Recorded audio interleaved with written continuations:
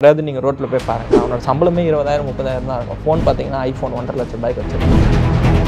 Visit India's first underwater tunnel aquarium at VGP Marine Kingdom, Chennai. Mister கோல்கட்ல என்ன தான் வாங்குறேன் ஏன் தெரியுமா? சாதாரண ஆயிலை விட சமையல் டேஸ்டாவும் இருக்கும், ஹெல்தியாவும் இருக்கும். அன்புடன் டார்லிங். என்னோட ஃப்ரெண்டு ஒருத்தர் இருக்கான். Is 28 years old. ஒரு மாதத்துக்கு 1.5 லட்சம் ரூபாய் சம்பாதிக்கிறார். pretty good டீசெண்டான அமௌண்ட். பட் ஏஸ் அ டெப்ட் அவரால் ஃபேமிலியை ரன் பண்ண முடியல. பிகாஸ் ஏன்னு பார்த்தீங்கன்னா 1.5 கோடி ரூபா போட்டு ஒரு வீடு வாங்கிட்டாரு. காருக்கு வந்து வாங்குறாங்க. கேட்டால் நான் எஸ்யூவி தான் வாங்குவேன். எக்ஸ்பெக்டேஷன்ஸ்ன்றது வந்து இன்க்ரீஸ் ஆகுது. ஸோ அந்த 30% வந்து பார்த்தீங்கன்னா மோர் தென் 70% ஆஃப் த பீப்புளோட மந்த்லி இன்கம்ன்றது வந்து பார்த்தீங்கன்னா 15,000 இருக்குது. ஸோ வீடு ஒன்று தாராளமாக வச்சுக்கலாம். வீடு வாங்காதீங்க சொல்லி எந்த ஒரு ஃபைனான்ஷியல் அட்வைசருமே வாடகை வீட்டில் கிடையாது. எவ்ரி ஒன் ஹஸ் ஆகும். ஃபர்ஸ்ட் நமக்கு தேவை இருக்கா, ரெண்டாவது தேவை இருக்குன்னா இன்வெஸ்ட்மெண்ட் பண்ணி எப்படி தள்ளி போட்டு நம்ம வாங்க முடியும் அப்படின்றத தான் நம்ம பிளான் பண்ணுறோம். 2023 அப்போ போன வருஷம் எனக்கு வந்து ஆக்சிடென்ட் ஆச்சு. ஸோ எனக்கு ஆப்ரேஷன் காஸ்ட் மட்டுமே 5 lakhs சார். ஆனால் நான் இன்சூரன்ஸ்க்கு பே பண்ணதே வந்து பார்த்தீங்கன்னா 11,000 தான். ஹெல்த் ரொம்ப மஸ்ட்டு. டேர்ம் இன்சூரன்ஸ் நீங்கள் தான் உங்கள் ஃபேமிலியில் மெயினான ஏர்னிங் மெம்பர் அப்படின்னா டெஃபினட்டாக நீங்கள் டேர்ம் இன்சூரன்ஸ் வச்சுக்கோங்க. ஒரு 13 லட்சம் தான் பே பண்ணியிருந்திருப்பேன். ஆனால் எனக்கு வரத்து 2 crore வரும். இப்போ சில பேர் வந்து நான் ஏன் இந்த 13 லட்சம் சும்மா கொடுக்கணும், இப்போ என்ன பண்ணுவாங்க, அவங்க வந்து சில பிளான்ஸ் ஆடான்ஸ்லாம் சொல்லுவாங்க. 30-40 லட்சம் பே பண்ணியிருப்பாங்க. எல்லாருக்கும் தேவைப்படுற ஒரு ஆடான் அப்படின்றது வந்து பார்த்தீங்கன்னா accidental cover, death cover. 2021 22 30% of the divorce apply பண்ணதுக்கான ரீசன் வந்து ஃபைனான்ஷியல் ஸ்டேட். இப்போ நான் பார்க்குற ஒரு பெரிய ப்ராப்ளம் என்னென்னா, என்னோட ஃப்ரெண்டு ஒருத்தர் இருக்கான். Is 28 years old. ஒரு மாதத்துக்கு 1.5 லட்சம் ரூபாய் சம்பாதிக்கிறார். 1.5 லட்சம் ரூபான்றது விச் இஸ் pretty good டீசெண்டான அமௌண்ட். பட் ஏஸ் அ டெப்ட் அவரால் ஃபேமிலியை ரன் பண்ண முடியல. பிகாஸ் ஏன்னு பார்த்தீங்கன்னா இப்போ இருக்க சோஷியல் ஸ்டேட்டஸ் வந்து எப்படின்னா ஒரு வீடு இருந்தால் தான் ஒரு இதுன்னு சொல்லிட்டாங்க. ஸோ போயிட்டு 1.5 கோடி ரூபா போட்டு ஒரு வீடு வாங்கிட்டாரு. ரெண்டாவது ஒரு மாதத்துக்கு இங்கே போகிறது அங்கே போகிறது வெக்கேஷன் அது இதுன்னு சொல்லிட்டு ஸோ 1.5 லட்சம் ரூபான்றது விச் இஸ் அ டீசெண்டான அமௌண்ட் தான். பட் ஆனால் இந்த சொசைட்டி வந்து என்ன பண்ணிடுச்சு அப்படின்னா வந்து இது நீ பண்ணாதான் வந்து நீ ஸ்டாண்டர்டாக இருப்ப. ஸோ அவனோட இஎம்ஐ காருக்கு வந்து வாங்குறாங்க. கேட்டால் நான் எஸ்யூவி தான் வாங்குவேன், இதுதான் வாங்குவேன்னு சொல்கிறாங்க. ஸோ ஃபைனான்ஷியல் ப்ராப்ளம் எக்ஸ்பெக்டேஷன்ஸ்ன்றது வந்து ஹை ஆகிடுச்சு. இப்போ அதுக்கு முன்னாடிலாம் இப்போ நம்மளோட பேரண்ட்ஸாக இருக்கட்டும் எல்லாருமே வந்து ஒரு 30,000 இருக்கா அதை வச்சுக்கிட்டு எப்படி லீவ் பண்ணலாம் அப்படின்றத தான் அவங்களோட எக்ஸ்பெக்டேஷன்ஸை அதுக்குள்ளே வச்சுக்கிட்டாங்க. என் ஹஸ்பண்ட் 30,000 தான் சம்பாதிக்கிறாரு, இல்லை நான் 30,000 தான் சம்பாதிக்கிறேன், இதை வச்சு தான் என்னோட ஃபேமிலி ரன் பண்ண முடியுன்றத அவங்க ஃபிக்ஸ் பண்ணிட்டாங்க. பட் இப்போ இருக்கிறது வந்து நீங்கள் ரோட்டில் போய் பாருங்களேன், அவனோட சம்பளமே 20,000 30,000 தான் இருக்கும். ஃபோன் பார்த்தீங்கன்னா ஐஃபோன் 1.5 லட்சம் ரூபாய்க்கு வச்சிருப்பான். ஸோ எக்ஸ்பெக்டேஷன்ஸ்ன்றது வந்து இன்க்ரீஸ் ஆகுது. ஸோ அந்த 30% வந்து பார்த்தீங்கன்னா மோர் தென் 70% ஆஃப் த பீப்புளோட மந்த்லி இன்கம்ன்றது வந்து பார்த்தீங்கன்னா 15,000 இருக்குது. ஓகே, அந்த 30%ல் அதனால் என்ன ஆகுது, அவங்களால வந்து அந்த லைஃப் வந்து ஹை எக்ஸ்பெக்டேஷன்ஸ் வச்சுருக்காங்க. தே குடன்ட் அஃபோர்ட் இட். அந்த லைஃப் அவங்களால வந்து கொண்டு போக முடியல. அதனால் மெஜாரிட்டி ஆஃப் த டிவோர்சஸ் அப்படின்றது நடக்குது. ஸோ மெயினாக வந்து ஃபினான்ஷியல் ஸ்டேட்டஸை வெளியில் காட்டி தான் நம்ம பணக்காரனாக இருக்கணும்னு அவசியம் கிடையாது. எக்ஸாக்ட்லி. பட் இப்போ அந்த சொசைட்டி அப்படி கொண்டு வந்துடுச்சுல, அதுதான் சக்ஸஸ் அப்படின்னு நம்ம சொல்கிறாங்க. இப்போ ஒரு பர்சன் லெட்ஸே ஃபார் எக்ஸாம்பிள் நானே வந்து ஆட்டோவில் வரேன் இல்லை பைக்கில் வந்தேன்னு சொன்னேன், நீங்கள் என்ன நினைப்பீங்க? கோட்டு போட்டு ஆட்டோவில் வந்து சிம்பிள் பரவாயில்ல சிம்பிளாக இருக்காரு அப்படின்னு நான் நினைக்கலாம். இல்லை வெளியில் நீங்கள் ஒரு சோஷியல் ஆட்டோ டிரைவர் இந்த கோட்டு போட்டு ஆட்டோவில் வரா அப்படின்னு நினைப்பாங்க. அது வந்து ஒரு சோஷியல் ப்ராப்ளமேட்டிக்காக இப்போ மாறிடுச்சு ஆக்சுவலாக. ஆமாம். பட் அது என்ன யோசிச்சா என்ன, நம்ம போய் எங்கே போய் ஸ்பீச் கொடுக்க போகிறோன்ற மேட்டரை வந்து யோசிச்சுட்டா அந்த பிரச்சனை. எக்ஸாக்ட்லி. நீங்கள் எவ்வளோ பேங்க்கில் வச்சுருக்கீங்கன்றது வெளில தெரியாது. பட் ஆனால் வெளியில் இப்போ நீங்கள் ஒரு ரிச் பீப்புள் அப்படின்றது எதை வச்சு டிட்டர்மைன் பண்ணுறாங்கன்னா வாட் நீங்கள் என்ன ட்ரெஸ் போட்டிருக்கீங்க, நீங்கள் என்ன இது போட்டிருக்கீங்கன்றத பொறுத்து தான் பண்ணுறாங்க. டெஃபினெட்லி. ஸோ அந்த இதில் வந்து 2 டேக்அவே எனக்கு வந்து புரிஞ்சுது. அதில் முக்கியமான விஷயம் என்னென்னு பார்த்தீங்கன்னா, ஒன்று வீடு, இன்னொன்று கார். ஸோ காரு வந்து ஒரு பக்கம் ப்ரியர் ப்ரெஷர். இப்போ இருக்கக்கூடிய பீப்புளுக்கு கார் நிறைய இடத்துல நிறைய பேர் சொல்லிட்டாங்க, டெய்லி நீங்கள் வந்து கார் எடுக்கிற மாதிரி இருந்தால் மட்டும் கார் வாங்குங்க அப்படின்றத நிறைய இடத்துல நிறைய பேர் சொல்லிட்டாங்க. பட் இருந்தாலும் இப்போ கார் வாங்குகிற மக்களுடைய எண்ணிக்கை அதிகமாகிட்டே இருக்குது. ஏன்னா பைக் ரேட்டுக்கு காரே வர ஆரம்பிச்சிருச்சு. எஸ், ஒரு 3 லட்சத்துக்கு ஒரு பைக்கு கொடுக்குறாங்கன்னா மேல் செகண்ட் ஹேண்ட்லேயே நீங்கள் 3 lakhsக்கு நீங்கள் சாண்ட்ரோ i10 எல்லாமே 3 lakhsக்கு இப்போ கிடைக்குது. ஸோ ஏதோ ஒரு வகையில் கார் வாங்குறதும் பைக் வாங்குறதும் பெரிய வித்தியாசம் இல்லைன்ற அளவுக்கு உருவாகிறதுனால கார் வாங்குறாங்கன்னு வச்சுக்கோங்களேன். காரை சேர்த்து வச்சு வாங்குறதோ இல்லை லோன் போட்டு வாங்குறதோ எது வந்து கார் வாங்குறது கரெக்டான? ஆப்வியஸ்லி காசு வச்சுட்டு வாங்குறது தான். நீங்கள் ரெடி கேஷாக வச்சு வாங்குறீங்க அப்படின்ற பட்சத்தில், லோன் போகலை அப்படின்ற பட்சத்தில் வந்து பார்த்தீங்கன்னா வந்து ஆப்வியஸ்லி உங்களால் ஒரு நல்ல காரை எடுக்க முடியும். ஸோ இப்போ நல்ல ஒரு BMW பென்ஸாக இருக்கட்டும், ஒரே வருஷத்தில் 50% அவுட் 50 lakhs 1.1 CR அந்த காரோட ரேட் 1.5 years தான் ஆச்சு.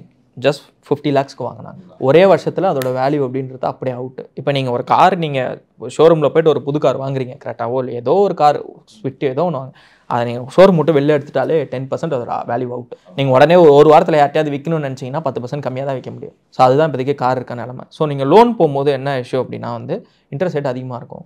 ரெண்டாவது நீங்கள் செகண்ட் ஹேண்ட் வெஹிக்கிளுக்கு போய் லோன் அப்ளை பண்ணுறீங்க அப்படின்னும் போது இப்போ நார்மலாக ஃபஸ்ட் ஹேண்ட் வெஹிக்கிள் நீங்கள் புது கார் வாங்குறதுக்கு ஒரு 15% இன்ட்ரெஸ்ட் ரேட்டை, ஒரு 10% 15% இன்ட்ரெஸ்ட் ரேட்னா செகண்ட் ஹேண்ட் கார் போனீங்கன்னா அப்படியே டபுள் தி இன்ட்ரெஸ்ட் ரேட் உங்களுக்கு போடுவாங்க. கையில் கேஷ் வச்சுக்கிட்டு செகண்ட் ஹேண்ட் கார் வாங்குறது அப்படின்றது பெட்டரான சாய்ஸாக. Better choice. அண்ட் மோரோவர் இந்த கார்லேயே பார்த்தீங்கன்னா இப்போ சேர்த்து வச்சு வாங்கணும் அப்படின்ற ஒரு டைம் இருக்குது இல்லையா? காசு வந்து சேர்த்து வச்சு செகண்ட் ஹேண்டோ இல்லை ஃபஸ்ட் ஹேண்டோ ஏதோ ஒரு கார் வாங்குகிறோம்.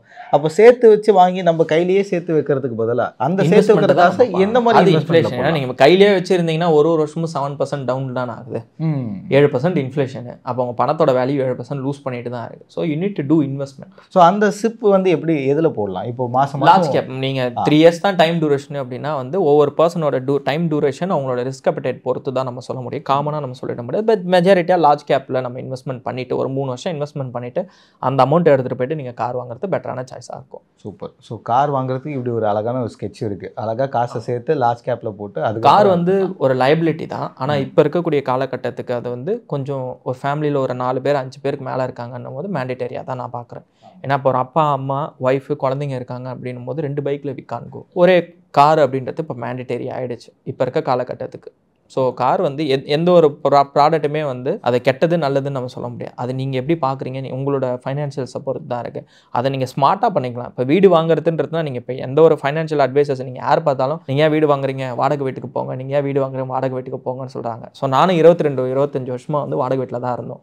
ஸோ அந்த பெயின் என்னென்ன, ரெண்ட் ஹவுஸில் இருக்கும்போது என்னென்ன ஸ்ட்ரகிள்ஸ் இருக்குது அப்படின்றது நமக்கு தெரியும். ஸோ வீடு கட்டலாம், அதை இன்வெஸ்ட்மெண்ட் பண்ணிவிட்டு நீங்கள் ஸ்மார்ட்டாக. இப்போ நான் வந்து ஆல்மோஸ்ட் ஒரு 15 yearsக்கு தான் லோன் போட்டது. பட் நான் 2 yearsல முடிச்சிட்டேன்.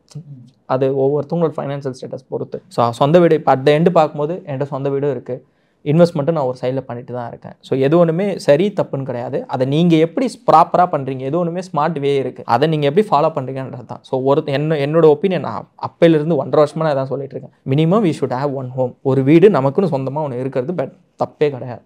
You need to have 1 home. நீங்கள் 25,000 நீங்கள் வாடகை ஒரு மாதத்துக்கு பே பண்ணுறீங்க. 15 வருஷத்துக்கு ஒரு வருஷத்துக்கு 3% ரெண்டு இன்க்ரீஸ் ஆனாலே 1.5 கோடி ரூபாய்க்கு மேலே நீங்கள் வந்து இதே கட்டிட்டீங்க, ரெண்டே கட்டிட்டோம், வாடகையே கட்டிட்டீங்க. அதுக்கு நீங்கள் கொஞ்சம் அவுட்டரில் வாங்கினாலுமே 1.5 கோடி ரூபாய்க்கு நீங்கள் வாங்கியிருக்கலாம்.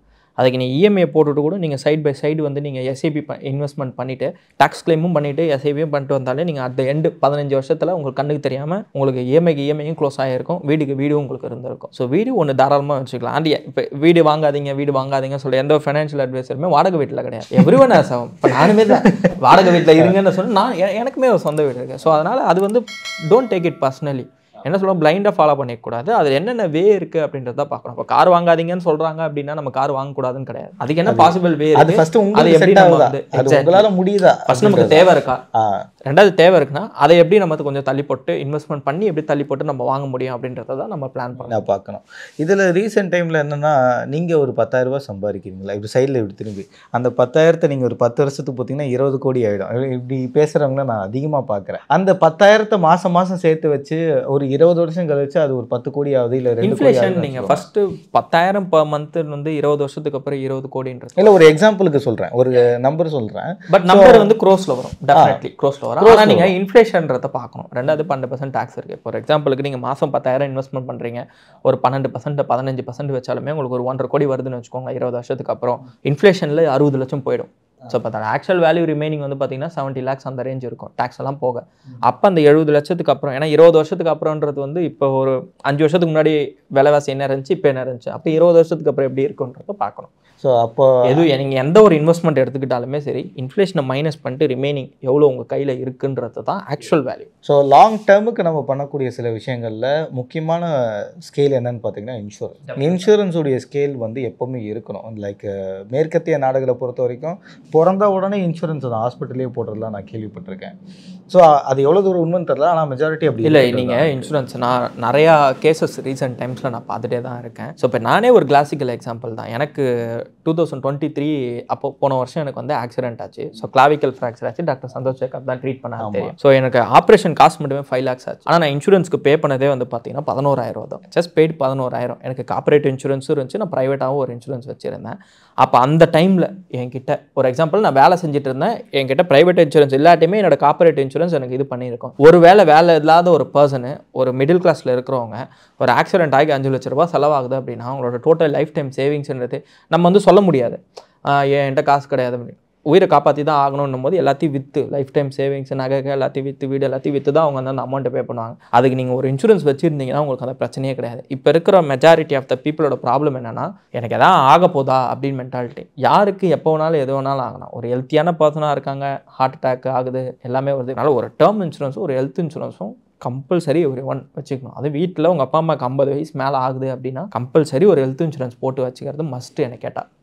ஸோ மேக்ஸிமம் ஹெல்த் இருந்தே ஆகணும். ஹெல்த்து ரொம்ப ரொம்ப மஸ்ட்டு. டேர்ம் இன்சூரன்ஸ் நீங்கள் தான் உங்கள் ஃபேமிலியில் மெயினான ஏர்னிங் மெம்பர் அப்படின்னா டெஃபினட்டாக நீங்கள் ஒரு டேர்ம் இன்சூரன்ஸ் வச்சுக்கணும். எல்லாரும் எப்படி நினைக்கிறாங்கன்னா, இன்சூரன்ஸில் ஒரு இன்வெஸ்ட்மெண்ட் கிடைக்குமா, அந்த மாதிரி மிக்ஸ் பண்ண வேணான்றது அப்படி யோசிக்க ஆரம்பிச்சுறாங்க. இப்போ நான் மாதம் ஒரு வருஷத்தில் நான் 20,000 ரூபாய் இன்சூரன்ஸ் கொடுக்குறேன்.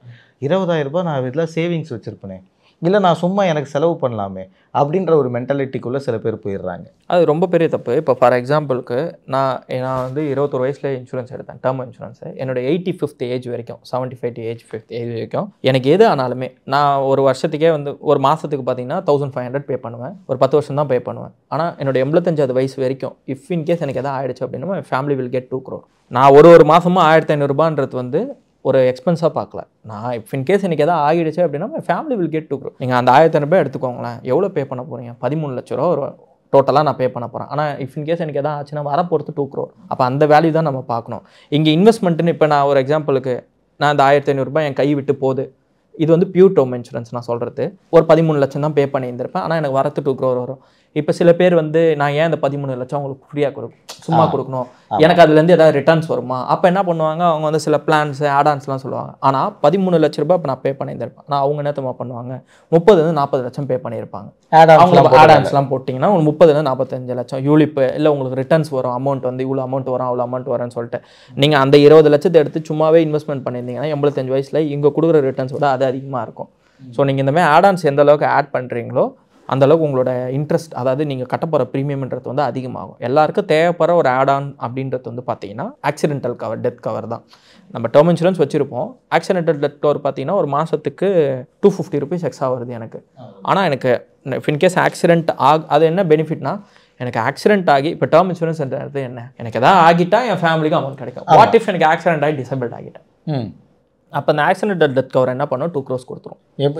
அது வந்துடும், அது அமௌண்ட் கொடுத்துரும். அதுக்கப்புறம் நான் இறந்தாலும் அதுக்கு ஒரு 2 crore என் ஃபேமிலிக்கு போய் சேரும். அதனால் ஆக்சிடென்டல் டெத் கவர் அப்படின்றது நிறையா இன்சூரன்ஸ் அவங்களே இன்சென்டிவாக கொடுத்துட்றாங்க, சேர்த்தே கொடுத்துட்றாங்க. பட் நீங்கள் எடுக்கிற இன்சூரன்ஸில் ஆக்சிடென்டல் டெத் கவர் இல்லை அப்படின்னா அதை எடுத்துக்கிறது பெட்டர்.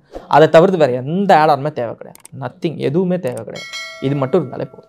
இன்சூரன்ஸ் வந்து சேவிங்காக யோசிக்கக்கூடாதுன்றது தான். அது சேவிங்கே கிடையாது, நீங்கள் வந்து அது ஒரு இதாக தான் பார்க்கணும். சமீபத்தில் மக்கள் வந்து நிறைய டிவோர்ஸ் வந்து ஃபேஸ் பண்ணிகிட்டு இருக்காங்க. 350% இன்க்ரீஸ் ஆயிருக்கு லாஸ்ட் டெக்கேட்டில். லாஸ்ட் 10 yearsல divorce rate has been increase by 350%. So இது நீங்கள் ஒரு ஆர்டிக்கலாகவோ அதுக்காக ரிசர்ச் பண்ணியிருப்பீங்க. எஸ். இப்போ ரீசெண்ட் டைமில் நிறைய டிவோர்ஸ் ஆகிறதுனால எதனால் அந்த டிவோர்ஸ் நடக்குதுன்னு பார்க்குறீங்க? ஸோ அந்த ஒரு ரிப்போர்ட்டில் 2021 and 22 அந்த ரிப்போர்ட்டில் வந்து அவங்க கொடுத்துருந்தது வந்து என்ன அப்படின்னா வந்து 7 காசஸ் கொடுத்துருக்காங்க. ஸோ ஃபர்ஸ்ட் காசஸ் வந்து பார்த்தீங்கன்னா எக்ஸ்ட்ரா மேரிட்டல் அஃபேர்ஸ். தட் அது நம்ம செகண்ட் மேஜரான, அதாவது 2021 22 டிவோர்ஸ் அப்ளை பண்ணதில் 30% ஆஃப் த டிவோர்ஸ் அப்ளை பண்ணதுக்கான ரீசன் வந்து பார்த்தீங்கன்னா financial status. Visit India's first underwater tunnel aquarium at VGP Marine Kingdom, Chennai. Mister Gold கடலை எண்ணெய் தான் வாங்குறேன். ஏன் தெரியுமா? சாதாரண ஆயிலை விட சமையல் டேஸ்டாவும் இருக்கும், ஹெல்தியாவும் இருக்கும். அன்புடன் டார்லிங்.